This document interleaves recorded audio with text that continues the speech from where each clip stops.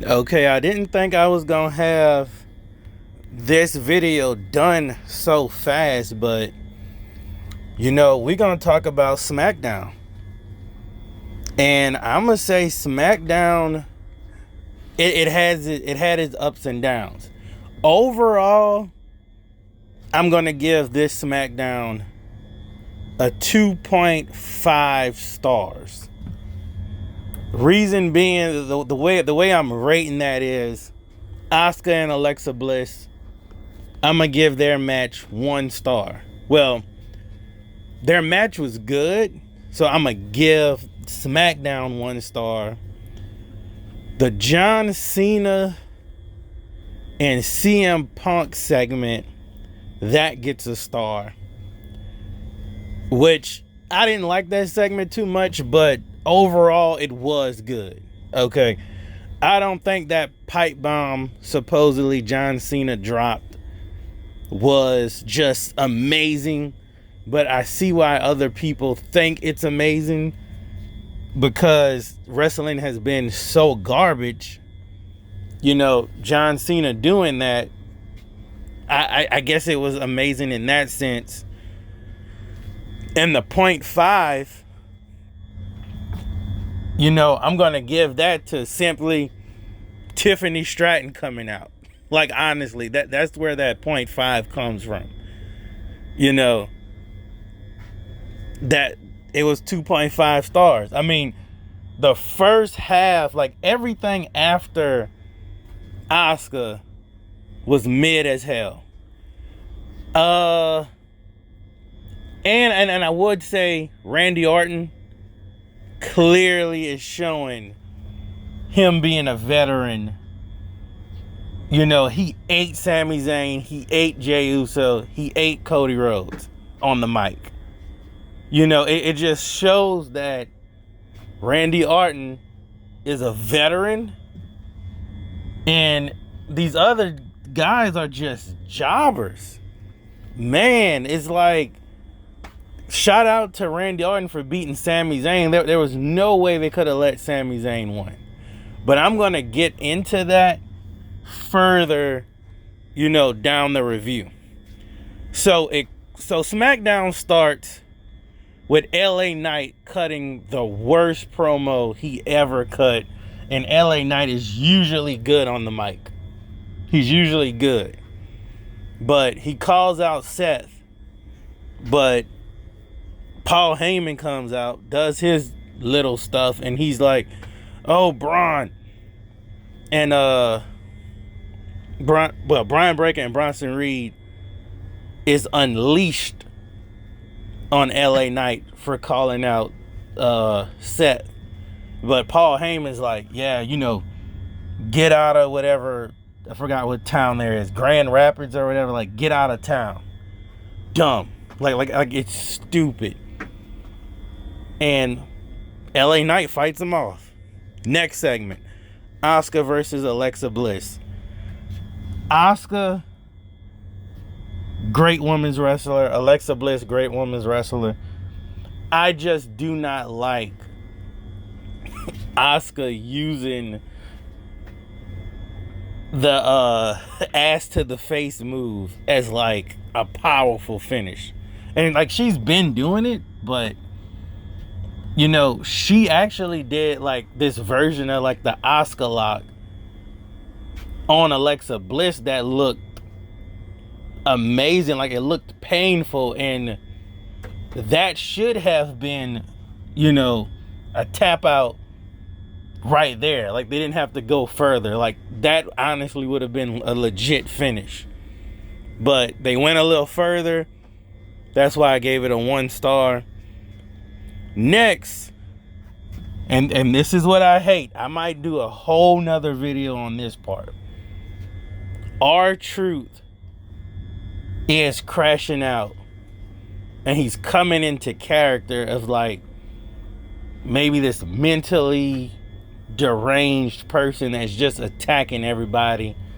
That hate that he has for being a jobber, messed with his mental, and he's like just attacking people, and he wanted John Cena bad. So I think this was a guy from Pretty Deadly, and Aleister Black was gonna have a match, but Aleister Black hits his entrance. I don't even know why they wasted an entrance on this, but he hits his entrance. He's walking to the ring. R-Truth attacks the Pretty Deadly person. Then, everyone backstage runs out, blah, blah, blah. Take R-Truth to the back to calm down. And then we find out Aleister Black and R-Truth has this face-off. And I'm like, oh my God, they are pivoting R-Truth out of the main spotlight and trying to throw him in the jobber mid-card, where they think he belongs. Y'all are ruining R-Truth's entire push if you make him feud with Aleister Black. The whole point of R-Truth coming back was to actually get that match with John Cena. It literally should be John Cena versus R-Truth, night of champions. Or y'all could have ran that shit back at Saturday Night Main Event. Y'all could have ran that back. You could have, kept Cena and CM Punk Night of Champions if y'all wanted to. And then have Cena run that back with R-Truth at Saturday Night Main Event. The one with Goldberg at. And that would have seemed like a good pay-per-view. But nah, they throwing R-Truth ass back down to the mid-card. Which is, you gotta hate Triple H for that. We do not want to see Aleister Black versus R-Truth. The whole point was to finish a story that was brewing with R-Truth and John Cena. And R-Truth probably was going to turn John Cena back face. R-Truth sort of represented the fans. But, then R-Truth hatred of the fans that we have for John Cena's, because he turned heel, was the embodiment of R-Truth. And you're throwing him to B-lister Black. Okay. Whatever. Next, I kind of went over this a little bit, but Cody comes out. Then Yeet Fatigue comes out. And all Jey Uso knows how to do is yeet, yeet, yeet, yeet, yeet, yeet, yeet. I mean, aren't the fans tired of this? At this point, okay, you could yeet, get the crowd pumped, but that running it back again, man, literally, Jey Uso's entrance is what Katana and Kaden want it to be. They want it to be these party people, and they got released. So, Jey Uso, if it wasn't for Roman, you would probably be released. You would probably be released because that yeeting shit, that got old fast. But essentially, is everybody saying, "Oh, they're gonna win King of the Ring," blah. You could have skipped this segment, but like I said, Orton showed that he was the veteran on the mic, had the best skills, and him and Sami Zayn ended up fighting after this segment. And Randy Orton won. There's no way Sami Zayn could have beat Orton. But Orton told Sami Zayn he will be champion one day. And basically it's foreshadowing Sami Zayn winning the Royal Rumble and getting that Jey Uso treatment to be World Heavyweight Champion and beat Seth Rollins. So basically Seth Rollins will get that World Heavyweight Championship, and he's probably going to fight Sami Zayn at WrestleMania because they have a story. Next, like I say, Tiffy Time comes out. Shout out to Tiffy. I don't know why people hate Tiffy. Tiffy is legit over with the Tiffy time stuff. I mean, I don't understand the hate for Tiffy. People acting like she not top 10 on the roster. Tiffy is probably top 5 on the roster right now. Maybe even top, I'm going to say top 5. I can't give her top 3. But she calls out Nia Jax and said, hey, let's have a last woman standing match on Smackdown next week. Fire. I mean, who doesn't want to see that? But it's kind of weird because you're going to be in a last woman standing match. That means both of y'all are going to be hella fatigued. And that's enough for Naomi to cash in. Hell, Naomi tried to cash in and Nia Jax hating. But I understand Nia Jax for stopping her from cashing in because she got the title shot next week. That match doesn't happen if Naomi gets the title. But honestly, Naomi about the smoke too. So, hell, Naomi might have would have just gave her that match. But like I said, Tiffy, Nia, next week, last woman standing. Smackdown starting to sound like it's cooking for next week. Next, Charlotte Flair and Chelsea Green. Honestly, I'm going to be honest a little bit. Chelsea Green showed out a little bit in this match. Not going to lie. Her wrestling has gotten way better. Charlotte, I mean, we know what Charlotte's about already, but that one spot when she was doing that figure 4 and she does that stupid Bret Wyatt shit, I don't know why she does that. Piper Niven hits a senton on top of her with her heavy self. It looks like Charlotte Flair hurt her knee. I'm not gonna lie. She was grabbing at it. She kept grabbing at it. I don't think she was playing into that injury, but you know, something about that injury just didn't sit right. But Alexa Bliss comes out, helps her. It looks like they're gonna start a tag team. Maybe not. I mean, they would be a great tag team. They'll probably run that tag division, but I mean, why not? Why not? The women's tag team division sucks. And having Alexa Bliss and Charlotte Flair is an odd pairing, but they're two veterans, so they might can make that work. I don't know. Jacob Fatu and Solo. I just made sort of like a video about this that I'm gonna post. Don't want to get too much into it, but to me, this segment was actually underwhelming. It was underwhelming, and it's probably because Jacob Fatu and Solo, you know, they come out and say the same SHIT all the time.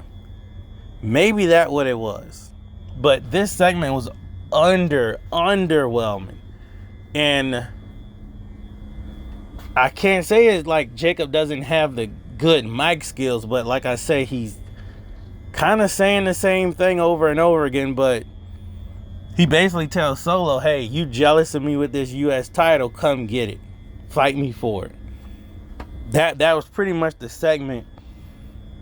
Jimmy comes out and helps Jacob fight off JC Mateo and Solo, and then he gets his ass whooped. And then Solo ends up beating both of them up and getting Solo and JC off of him while Jimmy just sits there beat up. Okay. Then LA Knight fights Bronson Reed. LA wins by disqualification. Underwhelming match. We didn't care about this. Like, honestly, we didn't care about this. Okay. You know, you get hit by tsunamis. Okay. Like, it's totally skippable. It didn't even need to be on Smackdown. I think they were killing for time or something. Then we get R-Truth versus John Cena. Now, R-Truth and John Cena match was going hard, but they don't want to give it to us. You know, R-Truth is in perfect shape. You know, they have a semi-good match. Okay, look, a semi-good match because it wasn't a full match. But we know they could go the distance when R-Truth is serious. And John Cena just rolls out the ring and like, F this, I don't care. And then he walks to the back. R-Truth follows him. And then John Cena just whacks him with the title. Disqualification. And then CM Punk comes out, gets beat up, hit with the title, put through a table. And then John Cena drops the pipe bomb. I'm not about to sit here and go down the road and explain every single dissection of, you know, this pipe bomb that y'all want to call it. Other YouTubers got that for you. They're going to be a million people talking about that, but y'all don't like 30-minute videos. I can't do it. It gets no views on this channel. But my thing is, we have to get R-Truth versus John Cena for the title at some point. They don't want to do it. Like, they literally do not want to give us that because it's believable that R-Truth can beat Cena. This new R-Truth has so much momentum, they want to stop it in its tracks and keep him at the jobber level. I don't know if it's Triple H. I don't know if it's creative. But I think R-Truth coming back to the company threw some plans out the way. I think they was just going to have R-Truth be released, you know, and his last match was going to be with John Cena at Saturday Night Main Event. But the fans wanted R-Truth back. They got R-Truth back. And now they're going to book him into oblivion and not actually turn this loss into a great win. R-Truth will sell more tickets, honestly, than John Cena versus CM Punk just because of the story. You know, John Cena and Truth, they can build on that nonsense they have going on. Honestly, even up until SummerSlam, honestly. We could get R-Truth versus John Cena for the title SummerSlam and let it be a special kind of match and let Seth cash in. You know, if they want to go that route, you know, but they have to build on this story. I kind of get you have CM Punk, John Cena, Night of Champions Saturday, well, next Saturday, so you have to build up on it. I get that, but do not book R-Truth in the mid card. You're gonna destroy what the fans wanted. You're gonna destroy his character because you literally went from main event one time down, shook the wrestling community. Like, R-Truth really shook the wrestling community. It shook the IWC. It shook the wrestling world. He came back. He rose from the dead. He came back to knock John Cena out, to take John Cena out, to save wrestling. You know, and he's doing this, I wouldn't even say heelish gimmick, but it's a frustrated fan gimmick. Like, you know, he can defeat John Cena. Like, he can defeat John Cena. And, you know, get John Cena back to normal. And they're not going to do it. Hopefully they do it, but they need to do it. You know, honestly, John Cena versus R-Truth, don't know when they're going to do it, but we need this for the title. No disqualification, no fake stuff, no easy outs. Just a straight storyline for John Cena versus R-Truth. Now, that was your Smackdown review. It was mid. Smackdown was mid. The only thing that saved Smackdown, like I say, was the Oscar match. John Cena versus R-Truth with the CM Punk pipe bomb nonsense. And Tiffany Stratton's outfit. That was the only thing relevant about Smackdown. So, y'all take it how y'all want. Shout out to Randy Orton for beating these jobbers. Doesn't matter who wins out of Jay and Cody. Probably going to be Cody, and then you get Cody versus Randy. And Randy better beat jobber ass Cody. That's all I'm saying. That's all I'm saying. So, peace out. Do with this review as you will.